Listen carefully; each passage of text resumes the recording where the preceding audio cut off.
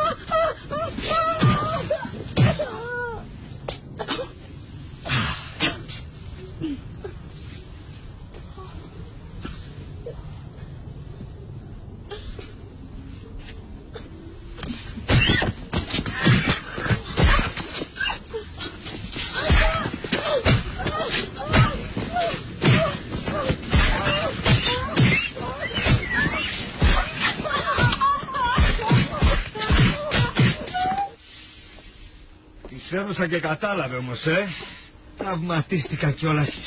Αγαμώτο. Συγγνώμη. Συγγνώμη.